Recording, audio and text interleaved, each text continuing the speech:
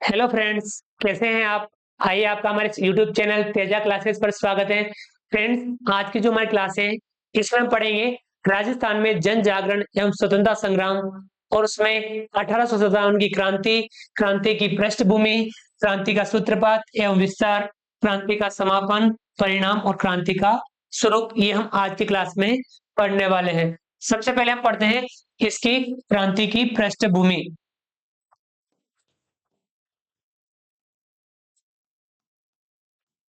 पृष्ठभूमि 1857 की क्रांति की क्या पृष्ठभूमि रही, ये हम सबसे पहले पढ़ने वाले हैं, समझने वाले हैं। तो सबसे पहले हम पढ़ते हैं कि राजस्थान की जो क्रांति हुई थी, 1857 की क्रांति, इसमें पृष्ठभूमि क्या रही कि राजस्थान के जो देसी राज्य थे, इन्होंने अंग्रेजी कंपनी के साथ संधियां कर ली। और कब की? 1818 ईस्वी में। इससे मराठों द्वारा उत्पन्न अराजकता से मुक्ति प्राप्त कर ली तथा राज्य की बाह्य सुरक्षा के बारे में भी निश्चित हो गए, क्योंकि अब जो कंपनी ने उनके राज्य की बाहरी आक्रमण से सुरक्षा की जिम्मेदारी जो ले ली थी, प्रत्यक्ष में देशी रियासतों पर कोई अधिक आर्थिक भार भी नहीं पड़ा, क्योंकि जो खिराज वे मराठों को चुकाते थे, वही खिराज अब अंग्रेजों को देना था। तथा राजा खुश हो गए कि अब उनका निरंकुश शासन चलता रहेगा। राजाओं को संधियों की शर्तें इतने आकर्षक लगी कि उन्होंने अंग्रेजी कंपनी की ईमानदारी पर बिना शंका किए संधियों पर हस्ताक्षर कर दिए। परंतु संधियों में उल्लेखित शर्तों को कंपनी के अधिकारियों ने जैसे ही क्रियान्वित करना शुरू किया, राजाओं के वंश परंपरागत अधिकारों पर कुठाराघात किया, यानी कुठाराघात होने लगा। कंपनी ने राज्यों के आंतरिक मामलों में हस्तक्षेप करके देशी नरेशों की, यानी देशी राजाओं की प्रभु सत्ता पर भी चोट की एवं उनकी स्थिति कंपनी के सामंतों व जागीरदारों जैसी हो गई। कंपनी की नीतियों से सामंतों के पद, मर्यादा व अधिकारों को भी आघात लगा। हाँ, जो कंपनी द्वारा अपनाई गई आर्थिक नीतियों के परिणाम स्वरूप राजा, सामंत, किसान, व्यापारी, शिल्पी व मजदूर सभी वर्ग पीड़ित हुए। कंपनी के साथ की गई संधियों के कई दुष्परिणाम सामने आए, जिन्होंने 1857 की क्रांति की पृष्ठभूमि बनाई। तो देखिए, इसमें क्या रहा? राज्यों के आंतरिक शासन में हस्तक्षेप, क्या पृष्ठभूमि रही? राज्यों के, पहला है राज्यों के आंतरिक शासन में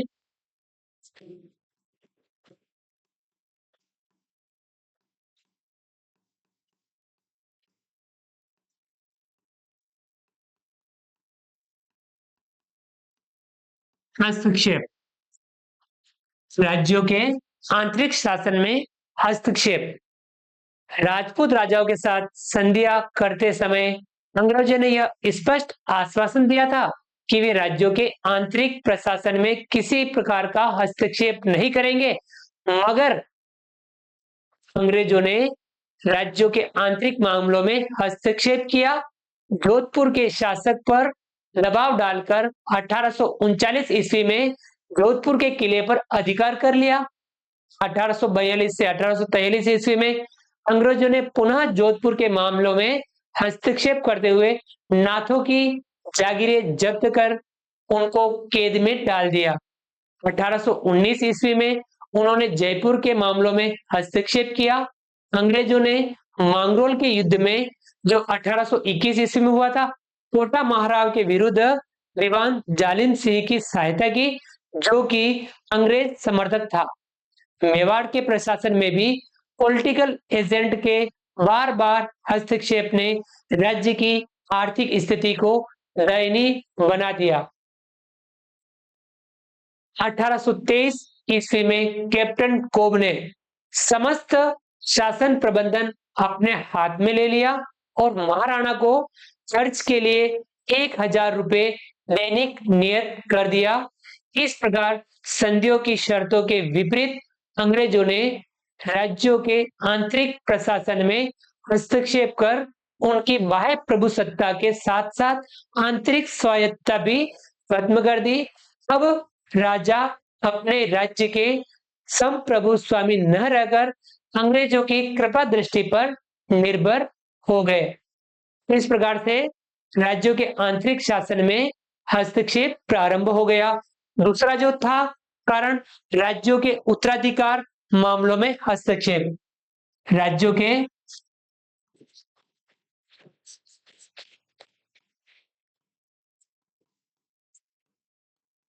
उत्तराधिकार राज्यों के उत्तराधिकार मामलों में हस्तक्षेप।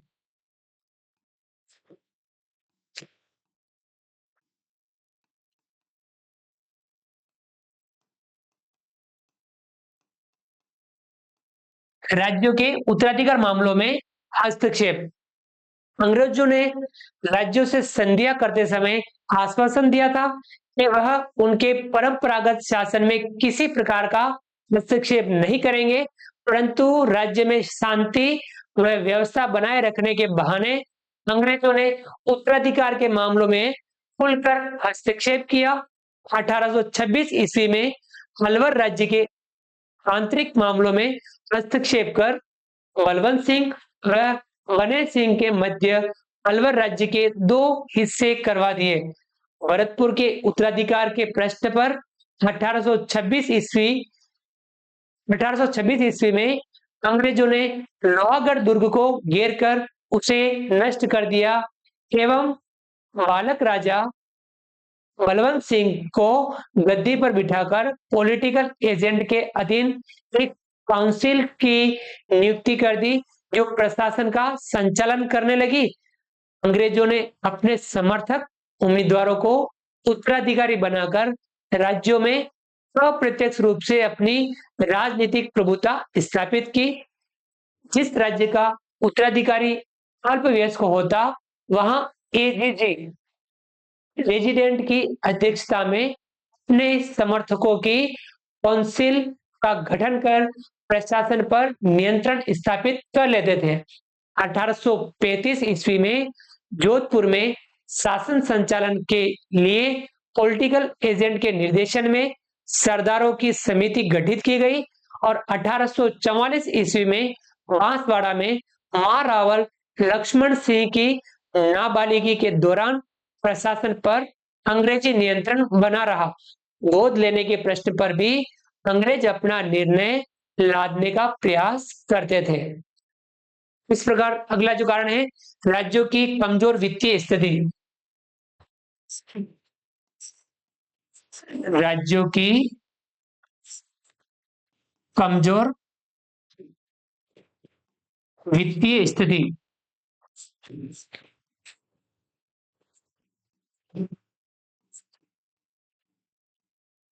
राज्यों की कमजोर वित्तीय स्थिति।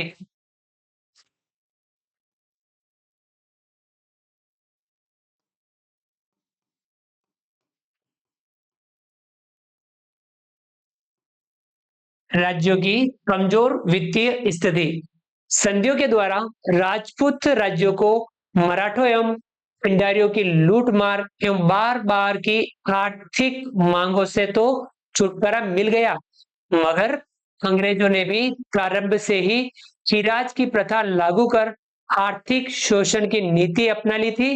यदि खिराज का भुगतान समय पर नहीं होता तो अंग्रेज कंपनी उन पर चक्रवृद्धि ब्याज लगाकर खिराज वसूल करती थी। खिराज के अलावा कंपनी शांति व्यवस्था स्थापित करने के नाम पर राज्यों से धन वसूल करती थी। युद्ध की परिस्थितियों में भी राजाओं को धन देने के लिए बाध्य किया जाता था।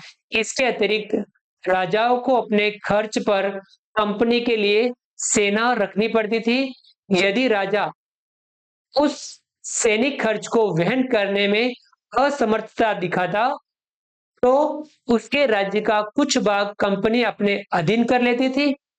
अंग्रेजों ने जयपुर नरेश को शेखावाटी में राजमाता के समर्थक सामंतों को कुचलने के लिए सैनिक सहायता दी। वह सैनिक खर्च के रूप में सांबर जेल को अपने अधीन कर लिया था 1835 ईस्वी में। जोधपुर में शांति व्यवस्था स्थापित करने के नाम पर 1835 ईस्वी में जोधपुर लीजियन का गठन कर उनके खर्च के लिए 1,15,000 रुपये वार्षिक जोधपुर राज्य से वसूला जाने लगा।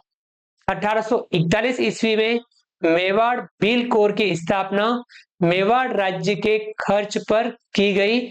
1822 ईस्वी में मेरवाड़ा बटालियन, 1834 ईस्वी में शेखावाटी ब्रिगेड की स्थापना कर इसका खर्चा संबंधित राज्यों से वसूला जाने लगा, जबकि इन सैनिक टुकड़ियों पर नियंत्रण एवं निर्देशन अंग्रेजों का था।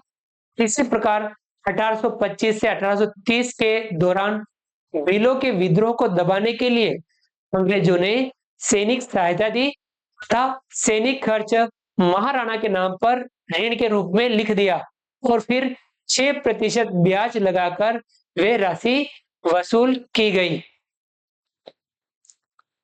राज्यों का शिथिल प्रशासन अगला है चौथा कारण। राज्यों का शिथिल प्रशासन। राज्यों का शिथिल प्रशासन। संधियों के बाद राजपूत राज्यों को बाह्य आक्रमणों का भय न रहा और आंतरिक विद्रोह के समय भी अंग्रेजी सहायता उपलब्ध रही। प्रशासनिक मामलों में रेजिडेंट का दखल आधिकारिक बढ़ने लगा।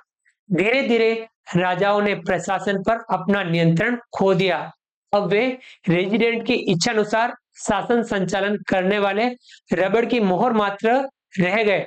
रेजिडेंटों ने प्रशासन में अपने समर्थक व्यक्ति नियुक्त कर दिए। बांसवाड़ा का शासन मुंशी शाहमत अली खां 1844 से 1856 के हाथों में था। अलवर का प्रशासन अहमद बख्श खां तो 1815 से 1826 के नियंत्रण में था। तो जो जयपुर राज्य में 1835 ईस्वी में अंग्रेज समर्थक जेठाराम सर्वे सर्वा बन गया। नरेशों की प्रशासन में महत्व नहीं होने से वे प्रशासन के प्रति पूर्णतः उदासीन हो गए। वे अपना समय रंग रैलियों में, सुरा सुंदरी के भोग में गुजारने लगे। कई शासक यूरोपीय देशों की यात्राओं में समय व्यतीत करने लगे।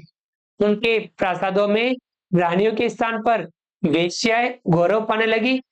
प्रशासन की शिथिलता का दुष्परिणाम जन सामान्य को भुगतना पड़ा और सामंत और राज्य कर्मचारी जनता को विभिन्न प्रकार से पीड़ित करने लगे, जिसकी परिणति कृषि आंदोलनों के रूप में हुई। अगला है पांचवा कारण, किसानों एवं जनसाधारण के हितों पर कुठाराघात। किसानों एवं जनसाधारण के हितों पर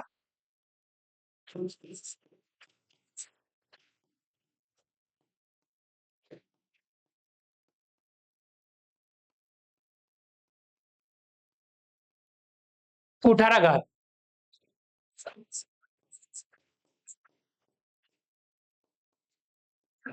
किसानों एवं जनसाधारण के हितों पर कुठाराघात।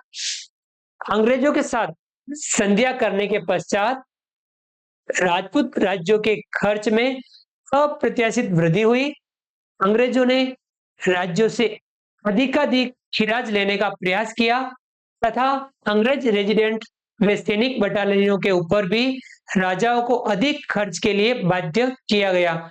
इसके साथ ही विकास कार्यों, रेलवे, सिंचाई, सड़क, शिक्षा, चिकित्सा पर भी खर्च करने से भी राजाओं के खर्च में वृद्धि हुई, जबकि व्यापार पर अंग्रेजी आधिपत्य स्थापित हो जाने से राज्यों की आय में कमी आई। अतः राज्यों के सारे खर्च की पूर्ति का भार भूमि कर पर ही पड़ा। इसलिए भूमि कर बढ़ाना आवश्यक हो गया, परंतु अकाल पड़ने या किसी भी कारण से उपज कम होने पर भी किसानों को निर्धारित भूमि कर नगद राशि में देना ही पड़ता था, जिससे किसान साहूकारों के शिकंजे में और अधिक फंसते गए। अब किसानों को भूमि से बेदखल भी किया जाने लगा, जबकि अंग्रेजों के आगमन से पूर्व किसानों को भूमि से बेदखल नहीं किया जा सकता था। राज्यों ने अपने बढ़ते व्यय की पूर्ति के लिए किसानों पर चराई कर, सिंचाई कर आदि लगा दिए। शासकों ने प्रशासन पर से ध्यान हटाकर यात्राओं एवं मनोरंजन में समय व्यतीत करना शुरू कर दिया और खर्चों की पूर्ति के लिए किसानों पर भूमि कर के साथ अनेक प्रकार की अतिरिक्त कर भार लगा दिया, जिससे किसानों की स्थिति अत्यंत दयनीय हो गई। रेलवे के विकास ने लोगों की समृद्धि के स्थान पर उन्हें निर्धन करने में ज्यादा योग दिया। ब्रिटेन निर्मित वस्तुओं से बाजार भर गए, राज्य का कच्चा माल रेलों द्वारा बाहर जाने लगा, यहाँ तक कि अकाल के दौरान भी खाद्यान्न का निर्यात किया जाने लगा। व्यापार पर अंग्रेजी नियंत्रण स्थापित होने से राज्य के व्यापारी पलायन कर गए। दस्तकार व हस्तशिल्पियों द्वारा निर्मित वस्तुएं ब्रिटेन की वस्तुओं से महंगी होने के कारण और अब उन्हें शासक वर्ग का संरक्षण न मिलने से उनका जीवन निर्वाह कठिन हो गया, जिससे उन्होंने अपना परंपरागत व्यवसाय छोड़ दिया और श्रमिक बन गए। इस प्रकार राजपूत राज्यों को अंग्रेजों के साथ 1818 ईस्वी की गई संधियां आकर्षक लगी, मगर इसके परिणाम स्वरूप शासक शक्तिहीन हो गए, सामंतों का अस्तित्व भी खतरे में पड़ गया तथा किसानों एवं जनसाधारण की दशा दयनीय हो गई।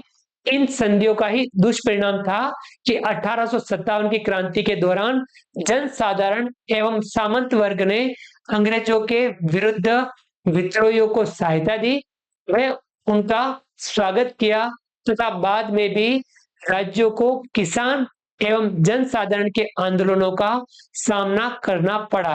राजा और प्रजा के मध्य जो सम्मानजनक संबंध थे वे समाप्त होकर शोषक व शोषित में बदल गए। तो इस प्रकार से 1857 की क्रांति की पृष्ठभूमि रही। अब हम पढ़ेंगे क्रांति का सूत्रपात एवं विस्तार।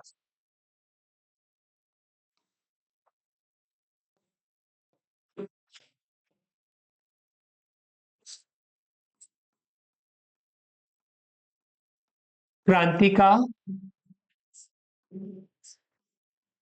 सूत्रपात एवं विस्तार। क्रांति का सूत्रपात एवं विस्तार पढ़ेंगे हम कि क्रांति का सूत्रपात कैसे हुआ और इसका विस्तार किस प्रकार से हुआ। 1857 की क्रांति प्रारंभ होने के समय राजपूताना में नसीराबाद, नीमच, देवली, ब्यावर, एरिनपुरा एवं खेरवाड़ा में सैनिक छावनियां थी। इन 6 छावनियों में 5000 सैनिक थे, किंतु सभी सैनिक भारतीय थे। मेरठ में हुए विद्रोह जो 10 मई 1857 को हुआ था, इसकी सूचना राजस्थान के AGG agent to governor general George Patrick Lawrence को 19 मई 1857 को प्राप्त हुई। सूचना मिलते ही उसने सभी शासकों को निर्देश दिए कि वे अपने अपने राज्यों में शांति बनाए रखें तथा अपने राज्यों में विद्रोहियों को न घुसने दें। यह भी हिदायत दी कि यदि विद्रोहियों ने प्रवेश कर लिया तो उन्हें तत्काल बंदी बना लिया जाए। एजीजी के सामने उस समय अजमेर की सुरक्षा की समस्या सबसे अधिक महत्वपूर्ण थी, क्योंकि अजमेर शहर में भारी मात्रा में गोला बारूद एवं सरकारी खजाना था। यदि यह सब विद्रोहियों के हाथ में पड़ जाता तो उनकी स्थिति अत्यंत सुदृढ़ हो जाती। अजमेर स्थित भारतीय सैनिकों को भारतीय सैनिकों की 2 कंपनियां हाल ही में मेरठ से आई थी और एजीजी ने सोचा कि यह संभव है कि यह इन्फेंट्री यानी 15वीं बंगाल नेटिव इन्फेंट्री मेरठ से विद्रोह की भावना लेकर आई हो। मतलब इस इन्फेंट्री को नसीराबाद भेज दिया तथा ब्यावर से 2 मेर रेजिमेंट बुला ली गई। तत्पश्चात उसने डीसा जो गुजरात में है वहां से एक यूरोपीय सेना भेजने को लिखा। राजस्थान में क्रांति की शुरुआत नसीराबाद से हुई जिसके निम्न कारण थे। क्रांति की शुरुआत कहां से हुई? नसीराबाद से। उसके क्या क्या कारण थे? पहला कारण था एजीजी ने 15वीं बंगाल इन्फेंट्री जो अजमेर में थी उसे अविश्वास के कारण नसीराबाद में भेज दिया था। इस अविश्वास के चलते उनमें असंतोष पनपा। दूसरा कारण था मेरठ में हुए विद्रोह की सूचना के पश्चात अंग्रेज सैन्य अधिकारियों ने नसीराबाद स्थित सैनिक छावनी की रक्षा फर्स्ट बंबई लालर्स के उन सैनिकों से जो वफादार समझे जाते थे वस्त्र लगवाना प्रारंभ किया। तोपों को तैयार रखा गया। अतः नसीराबाद में जो 15वीं नेटिव इन्फेंट्री थी उसके सैनिक ने सोचा कि अंग्रेजों ने यह कार्यवाही भी भारतीय सैनिकों को कुचलने के लिए की थी ये तथा गोला बारूद से भरी तोपें उनके विरुद्ध प्रयोग करने के लिए तैयार की गई हैं। अतः उनमें विद्रोह की भावना जागृत हुई। तीसरा कारण था बंगाल और दिल्ली से चदम्बदारी साधुओं ने चर्बी वाले कारतूसों के विरुद्ध प्रचार कर विद्रोह का संदेश प्रसारित किया जिससे अफवाहों का बाजार गर्म हो गया। वस्तुतः 1857 के विद्रोह का तात्कालिक कारण चर्बी वाले कारतूसों को लेकर था। एनफील्ड राइफलों में प्रयोग में लिए जाने वाले कारतूस की टोपी यानी कैप को दांतों से हटाना पड़ता था। इन कारतूसों को चिकना करने के लिए गाय तथा सूअर की चर्बी काम में लाई जाती थी। इसका पता चलते ही हिंदू मुसलमान सभी सैनिकों में विद्रोह की भावना बलवती हो गई। सैनिकों ने यह समझा कि अंग्रेज उन्हें धर्म भ्रष्ट करना चाहते हैं। यही कारण था कि क्रांति का प्रारंभ नियत तिथि से पहले हो गया। राजस्थान में क्रांति का प्रारंभ 28 मई 1857 को नसीराबाद छावनी से हुआ। 28 मई 1857 28 मई 1857 को नसीराबाद छावनी से नसीराबाद छावनी। राजस्थान में क्रांति की शुरुआत कब हुई? 28 मई 1857 को नसीराबाद छावनी से क्रांति की शुरुआत हुई और इसके 28 मई 1857 को नसीराबाद छावनी के 15वीं बंगाल नेटिव इन्फेंट्री के सैनिकों द्वारा हुआ। नसीराबाद छावनी के सैनिकों में 28 मई 1857 को विद्रोह कर छावनी को लूट लिया तथा अंग्रेज अधिकारियों के बंगलों पर आक्रमण किए। मेजर स्कॉटिश वुड एवं न्यूबरी की हत्या के बाद शेष अंग्रेजों ने नसीराबाद छोड़ दिया। छावनी को लूटने के बाद विद्रोही सैनिकों ने दिल्ली की ओर प्रस्थान किया। इन सैनिकों ने 18 जून 1857 को दिल्ली पहुंचकर अंग्रेज पलटन को पराजित किया जो दिल्ली का घेरा डाले हुए थी। नसीराबाद की क्रांति की सूचना नीमच पहुंचने पर 3 जून 1857 को नीमच छावनी के भारतीय सैनिकों ने विद्रोह कर दिया। उन्होंने शस्त्रागार को आग लगा दी तथा अंग्रेज अधिकारियों के बंगलों पर हमला कर एक अंग्रेज सार्जेंट की पत्नी तथा बच्चों का वध कर दिया। नीमच छावनी के सैनिक चित्तौड़, हमीरगढ़ तथा बेनड़ा में अंग्रेज बंगलों को लूटते हुए शाहपुरा पहुंचे। यहाँ के सामंतों ने इनको रसद की आपूर्ति की।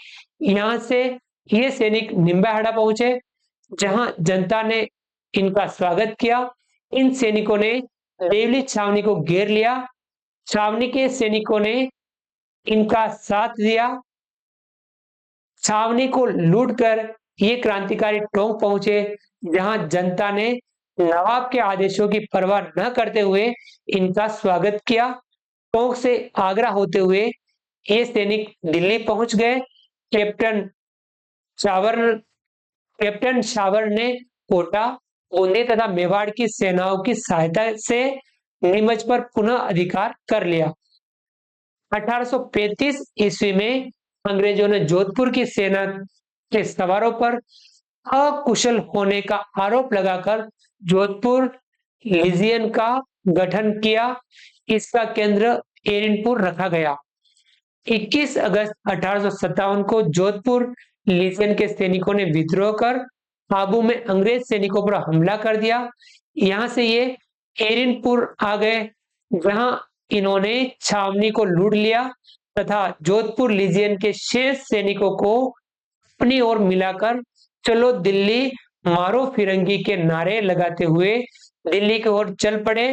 एरनपुर के विद्रोही सैनिकों की भेंट खेरवा नामक स्थान पर आहुआ ठाकुर खुशहाल सिंह से हुई। खुशहाल सिंह, जो कि अंग्रेजों एवं जोधपुर महाराज से नाराज था, इन सैनिकों का नेतृत्व करना स्वीकार कर लिया। ठाकुर खुशहाल सिंह के आह्वान पर आसोप, झूलर व खेजरली के सामंत अपनी सेना के साथ आहुआ पहुंच गए। वहां मेवाड़ के सलुम्बर, रूपनगर तथा लसानी के सामंतों ने अपनी सेनाएं भेजकर सहायता प्रदान की।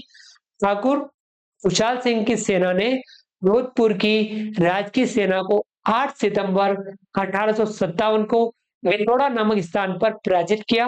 जोधपुर की सेना पराजय की खबर पाकर केजीजी लॉर्ड जॉर्ज लॉरेंस स्वयं एक सेना लेकर आहुआ पहुंचा, मगर 18 सितंबर 1857 को वह विद्रोही से परास्त हुआ। इस संघर्ष के दौरान जोधपुर का पॉलिटिकल एजेंट मोक मेसन क्रांतिकारियों के हाथों मारा गया। उसका सिर आहुआ के किले के द्वार पर लटका दिया गया।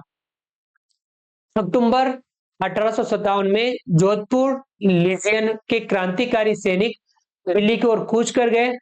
ब्रिगेडियर होम्स के अधीन एक सेना ने 29 जनवरी 1858 को आहुआ पर आक्रमण किया।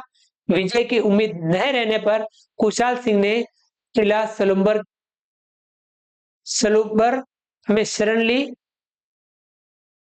उसके बाद ठाकुर पृथ्वी सिंह ने विद्रोहियों का नेतृत्व किया। अंत में आहुआ के किलेदार को रिश्वत देकर अंग्रेजों ने अपनी ओर मिला लिया और किले पर अधिकार कर लिया। अंग्रेजों ने यहाँ अमानवीय अत्याचार किए एवं आहुआ की महाकाली की मूर्ति, जो सुगाली माता की मूर्ति थी, वो अजमेर ले गए। कोटा में राजकीय सेना तथा आम जनता ने अंग्रेजों के विरुद्ध संघर्ष किया। 14 अक्टूबर 1857 को कोटा के पॉलिटिकल एजेंट मेजर बर्टन ने कोटा महाराव राम सिंह द्वितीय से बैठकर अंग्रेज विरोधी अधिकारियों को दंडित करने का सुझाव दिया, मगर महाराव ने अधिकारियों के अपने नियंत्रण में न होने की बात कहते हुए बर्टन के सुझाव को मानने से इनकार कर दिया। 15 अक्टूबर 1857 को कोटा की सेना ने रेजिडेंसी को घेरकर मेजर बर्टन और उसके पुत्रों तथा एक डॉक्टर की हत्या कर दी। मेजर बर्टन का सिर कोटा शहर में घुमाया गया तथा महाराव का महल घेर लिया। विद्रोही सेना का नेतृत्व विशालदार मेहराब खां और लाला जयदयाल कर रहे थे। विद्रोही सेना को कोटा के अधिकांश अधिकारियों व किलेदारों को भी काफी सहयोग व समर्थन प्राप्त हो गया। विद्रोहियों ने राज्य के भंडारों, राजकीय बंगलों, दुकानों, शस्त्रागारों कोषागारों एवं कोतवाली पर अधिकार कर लिया। कोटा महाराव की स्थिति असहाय हो गई। वह एक प्रकार से महल का कैदी हो गया। लाला जयदयाल और मेहराब खां लाला जयदयाल और मेहराब खां ने समस्त प्रशासन अपने हाथों में ले लिया और जिला अधिकारियों को राजस्व वसूली के आदेश दिए। मेहराब मेहराब खां और जयदयाल ने महाराव को एक परवाने पर हस्ताक्षर करने के लिए विवश किया, जिसमें मेजर बर्टन व उसके पुत्रों की हत्या महाराव के आदेश से करने एवं लाला जयदयाल को मुख्य प्रशासनिक अधिकारी नियुक्त करने की बातों का उल्लेख था। लगभग 6 महीने तक विद्रोहियों का प्रशासन पर नियंत्रण रहा। कोटा के जन सामान्य में भी अंग्रेजों के विरुद्ध तीव्र आक्रोश था। उन्होंने विद्रोहियों को अपना समर्थन व सहयोग दिया। जनवरी 1858 में करौली से सैनिक सहायता मिलने पर महाराव के सैनिकों ने क्रांतिकारियों को गढ़ से खदेड़ दिया, किंतु कोटा शहर को क्रांतिकारियों से मुक्त कराना अभी शेष था। 22 मार्च 1858 को जनरल रॉबर्ट्स के नेतृत्व में एक सेना ने कोटा शहर को विद्रोह से मुक्त करवाया। कोटा का नवाब वजीरुद्दौला अंग्रेज समर्थक था, लेकिन टोंक की जनता एवं सेना की सहानुभूति क्रांतिकारियों के साथ थी। सेना का एक बड़ा भाग विद्रोह से मिल गया तथा इन सैनिकों ने नीमच के सैनिकों के साथ नवाब के किले को घेर लिया। सैनिकों ने नवाब से अपना वेतन वसूल किया और नीमच की सेना के साथ दिल्ली चले गए। नवाब नवाब के मामा मीर आलम खां ने विद्रोहियों का साथ दिया। 1858 ईस्वी के प्रारंभ में तात्या टोपे के टोंक पहुंचने पर जनता ने तात्या को सहयोग दिया और टोंक का जागीरदार नासिर मोहम्मद खान ने भी तात्या का साथ दिया, जबकि नवाब ने अपने आप को किले में बंद कर लिया। धौलपुर महाराज भगवंत सिंह अंग्रेजों का पक्षधर था। अक्टूबर 1857 में ग्वालियर तथा इंदौर के क्रांतिकारी सैनिकों ने धौलपुर में प्रवेश किया। धौलपुर राज्य की सेना तथा अधिकारी क्रांतिकारियों से मिल गए। विद्रोहियों ने 2 महीने तक राज्य पर अपना अधिकार बनाए रखा। दिसंबर 1857 में पटियाला की सेना ने धौलपुर क्रांतिकारियों को भगा दिया। 1857 में भरतपुर पर पॉलिटिकल एजेंट का शासन था, अतः भरतपुर की सेना विद्रोहियों को दबाने के लिए भेजी गई, परंतु भरतपुर की मेव व गुर्जर जनता ने क्रांतिकारियों का साथ दिया। फलस्वरूप अंग्रेज अधिकारियों ने भरतपुर छोड़ दिया, मगर भरतपुर से विद्रोहियों के चले जाने पर वहां तनाव का वातावरण बना रहा। करौली के शासक महाराव मदन पाल ने अंग्रेज अधिकारियों का साथ दिया। महाराव ने अपनी सेना अंग्रेजों को सौंप दी तथा कोटा महाराव की सहायता के लिए भी अपनी सेना भेजी। उसने अपनी जनता से विद्रोह में भाग न लेने और विद्रोह का साथ न देने की अपील की। अलवर भी क्रांतिकारी भावनाओं से अछूता नहीं था। अलवर के दीवान फैजुल्ला खां की सहानुभूति क्रांतिकारियों के साथ थी। महाराजा बन्ने सिंह ने अंग्रेजों की सहायता आगरा सेना भेजी। अलवर राज्य की गुर्जर जनता की सहानुभूति भी क्रांतिकारियों के साथ थी।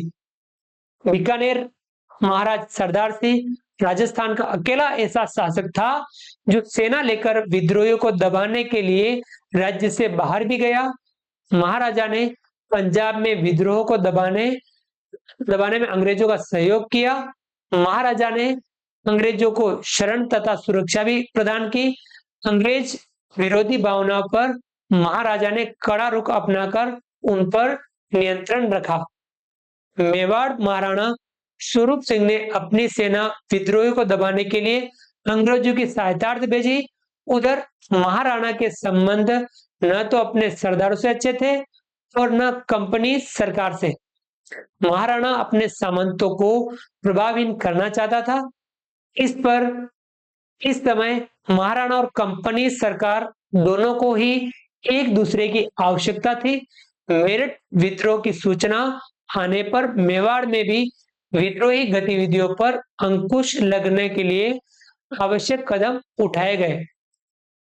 नीमच के क्रांतिकारी नीमच छावनी में आग लगाने के बाद मार्ग के सैनिक खजानों को लूटते हुए शाहपुरा पहुंचे। शाहपुरा मेवाड़ का ही ठिकाना था। शाहपुरा के शासक ने क्रांतिकारियों को सहयोग प्रदान किया। मेवाड़ की सेना क्रांतिकारियों का पीछा करते हुए शाहपुरा पहुंची तथा स्वयं कप्तान भी शाहपुरा आ गया, परंतु शाहपुरा के शासक ने किले के दरवाजे नहीं खोले। महाराणा ने अनेक अंग्रेजों को शरण तथा सुरक्षा भी प्रदान की। यद्यपि राज्य की जनता के अंग्रेजों के विरुद्ध रोष विद्यमान था। जनता ने विद्रोह के दौरान रेजिडेंट को गालियां निकालकर अपने गुस्से का इजहार किया। मेवाड़ के सलूम्बर व कोठारिया के सामंतों ने क्रांतिकारियों का सहयोग दिया। इन सामंतों ने ठाकुर कुशाल सिंह व तात्या टोपे की सहायता की। बांसवाड़ा का शासक महारावल लक्ष्मण सिंह भी विद्रोह के दौरान अंग्रेजों का सहयोगी बना रहा। 11 दिसंबर 1857 को तात्या टोपे ने बांसवाड़ा पर अधिकार कर लिया। महारावल राजधानी छोड़कर भाग गया। राज्य के सरदारों ने विद्रोहियों का साथ दिया। डूंगरपुर, जैसलमेर, सिरोही और बूंदी के शासकों ने विद्रोह के दौरान अंग्रेजों की सहायता की। निष्कर्षतः यह कहा जा सकता है कि राजपुताने में नसीराबाद, औवा, कोटा, एरनपुर तथा देवली सैनिक विद्रोह एवं क्रांति के प्रमुख केंद्र थे। इनमें भी कोटा सर्वाधिक प्रभावित स्थान रहा। कोटा की क्रांति की यह भी उल्लेखनीय बात रही कि इसमें राज्याधिकारी भी क्रांतिकारियों के साथ थे तथा उन्हें जनता का प्रबल समर्थन था। वे चाहते थे कोटा का महाराव अंग्रेजों के विरुद्ध हो जाए तो वे महाराव का नेतृत्व स्वीकार कर लेंगे, किंतु महाराव इस बात पर सहमत नहीं हुए। औवा का ठाकुर कुशाल सिंह को मारवाड़ के साथ मेवाड़ के कुछ सामंतों एवं जनसाधारण का समर्थन एवं सहयोग प्राप्त होना असाधारण बात थी। हिरनपुर छावनी के पूर्वीय सैनिकों ने भी उसके अंग्रेज विरोधी संघर्ष के साथ दिया। जोधपुर लीजियन के क्रांतिकारी सैनिकों ने आउवा के ठाकुर के नेतृत्व में लेफ्टिनेंट हैथकॉट को हराया था। आउवा के विद्रोह को ब्रिटिश सर्वोच्चता के विरुद्ध जन संग्राम के रूप में देखने पर किसी को कोई आपत्ति नहीं होनी चाहिए। जयपुर, भरतपुर, टोंक में जनसाधारण ने अपने शासकों की नीति के विरुद्ध विद्रोहियों का साथ दिया। धौलपुर में क्रांतिकारियों ने राज्य प्रशासन अपने हाथ में ले लिया था। 1857 के स्वतंत्रता संग्राम के दौरान राजस्थान की जनता एवं जागीरदारों ने विद्रोहियों को सहयोग एवं समर्थन दिया। तात्या टोपे को भी राजस्थान की जनता एवं कई सामंतों ने सहयोग प्रदान की। कोटा, टोंक, बांसवाड़ा और भरतपुर राज्यों पर कुछ समय तक विद्रोहियों का अधिकार रहा, जिसे जन समर्थन प्राप्त था। राजस्थान की जनता अंग्रेजों के विरुद्ध घृणा का खुला प्रदर्शन किया। उदयपुर के कप्तान शावर्स को बुरा भला कहा गया, जबकि जोधपुर में कप्तान सदरलैंड के स्मारक पर पत्थर बरसाए। फिर भी विद्रोहियों में किसी सर्वमान्य नेतृत्व का न होना, आपसी समन्वय एवं रणनीति की कमी, शासकों का असहयोग तथा साधनों एवं शस्त्रों की कमी के कारण यह क्रांति असफल रही। अब हम पढ़ते हैं क्रांति का समापन। क्रांति का समापन।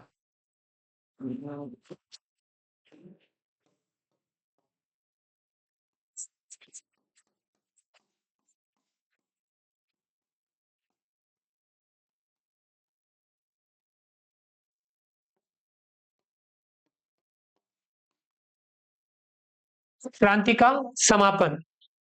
1857 की जो क्रांति थी, क्रांति का अंत सर्वप्रथम दिल्ली में हुआ, जहां 21 सितंबर 1857 को मुगल बादशाह को परिवार सहित बंदी बना लिया।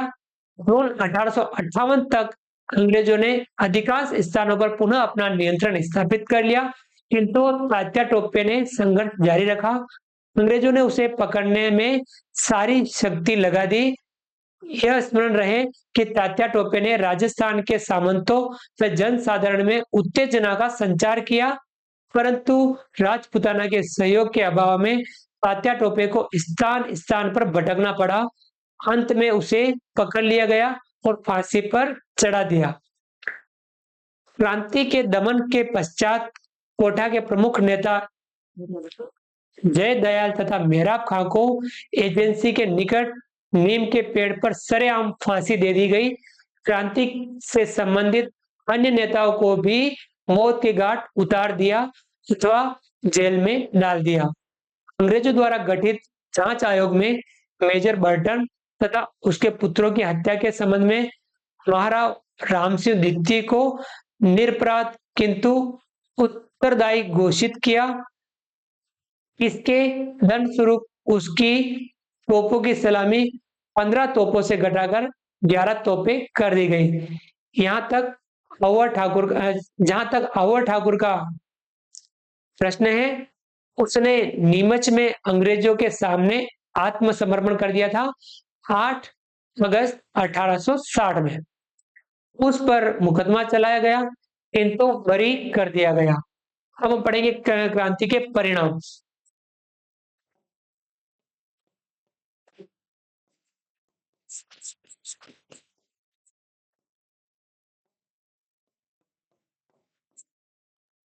क्रांति के परिणाम। यद्यपि 1857 की क्रांति असफल रही, किंतु उसके परिणाम व्यापक सिद्ध हुए।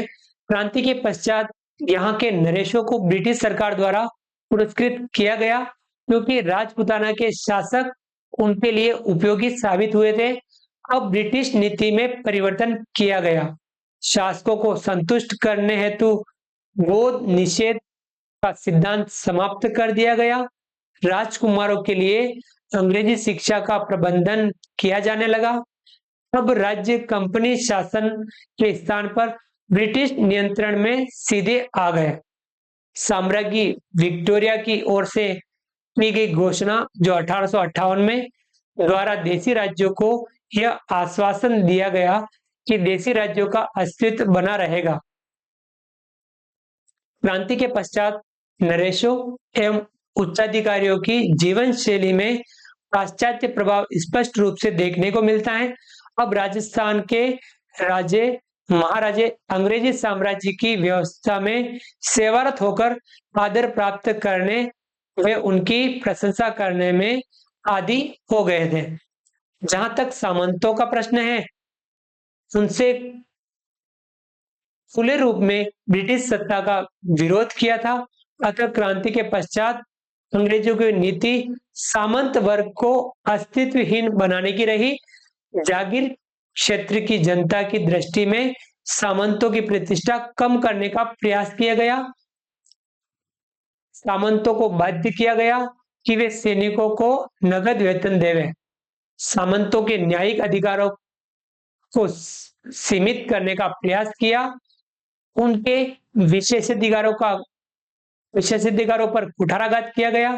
कुल मिलाकर कहा जा सकता है कि सामंतों का सामान्य जनता पर जो प्रभाव था, ब्रिटिश नीतियों के कारण कम करने का प्रयास किया गया। क्रांति के बाद अंग्रेजी सरकार ने रेलवे व सड़कों का जाल बिछाने का काम शुरू किया, जिससे आवागमन की व्यवस्था तेज व सुचारू हो सके। मध्यम वर्ग के लिए शिक्षा का प्रचार प्रसार एवं शिक्षित वर्ग खड़ा किया गया, जो उनके लिए उपयोगी हो सके। अर्थतंत्र की मजबूती के लिए वैश्य समुदाय को संरक्षण देने की नीति अपनाई। बाद में वैश्य समुदाय राजस्थान में और अधिक प्रभावी बन गया। 1857 की क्रांति ने अंग्रेजों की इस धारणा को निराधार सिद्ध कर दिया कि मुगलों एवं मराठों की लूट से त्रस्त राजस्थान की जनता ब्रिटिश शासन की समर्थक है, परंतु यह भी सच है कि भारत विदेशी जुए को उखाड़ फेंकने में प्रथम बड़े प्रयास में असफल रहा। राजस्थान में फैली क्रांति की ज्वाला ने अर्ध शताब्दी के पश्चात भी स्वतंत्रता संग्राम के दौरान लोगों को संघर्ष करने की प्रेरणा दी। ये क्रांति का महत्व समझना चाहिए। अब हम पढ़ेंगे क्रांति का स्वरूप।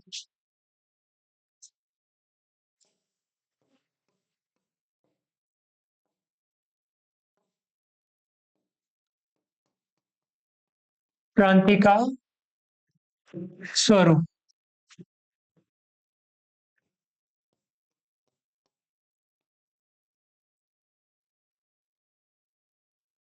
अठारह की क्रांति का स्वरूप क्या था? 1857 की घटना को लंबे समय तक सैनिक विद्रोह या विलप विप्लव के नाम से संबोधित किया जाता रहा, परंतु आधुनिक विद्वानों, इतिहासकारों एवं शिक्षाविदों के विचार विमर्श के बाद यह माना गया कि क्रांति का स्वरूप केवल सैनिक विद्रोह ही नहीं था, बल्कि यह राष्ट्रीय जन क्रांति थी। फिर भी इसी घटना पर मत विभेद होना अनुचित नहीं है। निसंदेह 1857 का वर्ष राजस्थान सहित भारत के लिए यादगार वर्ष रहा, क्योंकि ऐसी महान घटना भारतीय इतिहास की पहली घटना थी। भावी स्वतंत्रता संग्राम ने देशभक्तों और विशेष रूप से क्रांतिकारियों पर असाधारण प्रभाव डाला। यह घटना उनके लिए प्रेरणा का स्रोत बनी। संपूर्ण राष्ट्र द्वारा 1857 की 150वीं जयंती वर्ष 2007 में उत्साहपूर्वक मनाना ही घटना के महत्व एवं प्रभाव को दर्शाती है। वास्तविक अर्थों में विद्रोह के स्वरूप के बारे में महत्वपूर्ण तथ्य यह है कि किसी क्रांति का स्वरूप केवल उस क्रांति के प्रारंभ करने वालों के लक्ष्यों से निर्धारित नहीं हो सकता, बल्कि इससे निर्धारित होता है कि उस क्रांति ने अपनी क्या छाप छोड़ी। 1857 की घटना के स्वरूप को लेकर विद्वानों में अनेक मत हैं। ब्रिटिश इतिहासकारों ने इसे सैनिक विद्रोह कहा है, जबकि गैर ब्रिटिश विद्वानों ने इस घटना को जन आक्रोश की संज्ञा दी। भारतीय इतिहासकारों में प्रमुख रूप से आर.सी. मजूमदार, सुरेंद्रनाथ सेन एवं अशोक मेहता आदि ने 1857 की महान घटना को जन साधारण का राष्ट्रीय आंदोलन कहा है, जिसमें हिंदू मुस्लिम सबने मिलकर ब्रिटिश शासन का विरोध किया। या हमारे लिए यह उचित होगा कि हम राजस्थान के परिप्रेक्ष्य में इस घटना की समीक्षा करें। मारवाड़ के ख्यात लेखक बांकीदास, बूंदी के साहित्यकार सूर्यमल मिशन ने अपनी कृतियों अथवा पत्रों के माध्यम से गुलामी करने वाले राजपूत शासकों को धिक्कारा है। सूर्यमल मिशन ने पिपलिया के ठाकुर फूल सिंह को लिखे एक पत्र में राजपूत शासकों को गुलामी करने की मनोवृत्ति की कटु आलोचना की है। आउवा व अन्य कुछ ठाकुरों ने, जिनमें सलुम्बर भी शामिल है, अपने क्षेत्र में चारणों द्वारा ऐसे गीत रचवाए जिनमें उनकी छवि अंग्रेज विरोधी मालूम होती है। राजस्थान में क्रांति की शुरुआत 1857 से हुई, जब यहाँ के ब्रिटिश अधिकारी भागकर ब्यावर की ओर गए। तब रास्ते में ग्रामीण उन पर आक्रमण करने के लिए खड़े थे। कप्तान रिचार्ड ने स्वीकार किया कि यदि बंबई लॉन्सर के सैनिक उनके साथ न होते तो उनका बचे रहना आसान नहीं था। उनके अनुसार मार्ग में किसी भी भारतीय ने उनके प्रति सहानुभूति प्रदर्शित नहीं की। उसने आगे यह भी लिखा कि इस घटना के 24 घंटे पहले ऐसी स्थिति नहीं थी। इन अंग्रेजों के घरेलू नौकरों ने उनके प्रति उपेक्षा का भाव देखा गया। क्रांतिकारी जिस मार्ग से भी गुजरे, लोगों ने उनका हार्दिक स्वागत किया। मध्य भारत का लोकप्रिय नेता तात्या टोपे जहां भी गया, जनता ने उसका अभिनंदन किया तथा उसे रसद आदि प्रदान की। जोधपुर के सरकारी रिकॉर्ड में यह स्पष्ट उल्लेख मिलता है कि जब एजीजी जॉर्ज लॉरेंस ने महुआ पर चढ़ाई की, तब सर्वप्रथम गांव वालों की तरफ से आक्रमण हुआ। मारवाड़ में ऐसी परंपरा थी कि जब किसी बड़े अधिकारी की मृत्यु होती थी, तब राजकीय शोक मनाते हुए किले में नौबत बजाना बंद हो जाता था, किंतु कप्तान मोक मैसन की मृत्यु के बाद ऐसा नहीं किया गया, जबकि किलेदार बर्नार्ड सिंह की मृत्यु होने पर किले में नौबत बजाना बंद रखा गया। महुआ ठाकुर कुशाल सिंह द्वारा ब्रिटिश सेनाओं की टक्कर लेने से घटना को उस समय के साहित्य में सर्वोच्च स्थान प्रदान किया गया। राजस्थान के संदर्भ में 18 शताब्दी की क्रांति का अध्ययन और विश्लेषण करने से यह विदित होता है कि राजस्थान में यह महान घटना किसी संयोग का परिणाम नहीं थी, अपितु यह तो ब्रिटिश सत्ता के विरुद्ध सर्वव्यापी रोष का परिणाम था। यही कारण है कि आहुआ की जनता सैनिकों के जाने के बाद भी लड़ती रही। नसीराबाद, नीमच और एरनपुर की घटनाएं निसंदेह भारत व्यापी क्रांति का अंग थी, लेकिन कोटा और आहुआ की घटनाएं स्थानीय परिस्थितियों का परिणाम थी और उनमें ब्रिटिश विरोधी भावना निर्विवाद रूप से विद्यमान थी। टोंक और कोटा की जनता ने तो विद्रोहियों से मिलकर संघर्ष में भाग लिया था। जन आक्रोश के कारण ही भरतपुर के शासक ने मॉरिसन को राज्य छोड़ने का परामर्श दिया। कोटा के महाराव ने भी मेजर बर्टन को कोटा नहीं आने के लिए कहा था। जन आक्रोश के कारण ही मजबूरीवश टोंक के नवाब ने अंग्रेजों को अपने राज्य की सीमा से नहीं गुजरने के लिए कहा था। अतः अंत में यह कहा जा सकता है कि राजस्थान की जनता अंग्रेजों को फिरंगी कहती थी और अपने धर्म को बनाए रखने के लिए उनसे मुक्ति चाहती थी। कुछ स्थानों पर स्थानीय जनता ने इस संघर्ष में भाग लिया था, तो अन्य स्थानों पर जनता का नैतिक समर्थन प्राप्त था। यह कहने में हमें संकोच नहीं करना चाहिए कि 1857 का यह संघर्ष विदेशी शासन से मुक्त होने का प्रथम प्रयास था। इस क्रांति को यदि राजस्थान का प्रथम स्वतंत्रता संग्राम कहा जाए तो संभवतः अनुचित नहीं होगा। तो ये इस प्रकार से हमने 1857 की क्रांति के हमने बारे में पढ़ा। राजस्थान में जो 1857 की क्रांति हुई इसके बारे में पढ़ा। तो आप सभी 1857 की क्रांति को एक बार पुनः पढ़ने का प्रयास कीजिए। उम्मीद करता हूँ वीडियो पसंद आया होगा। वीडियो को लाइक कीजिए, चैनल को सब्सक्राइब कीजिए और अधिक से अधिक साथियों मित्रों तक वीडियो शेयर जरूर कीजिए। मिलते हैं अगली क्लास में, तब तक के लिए थैंक यू।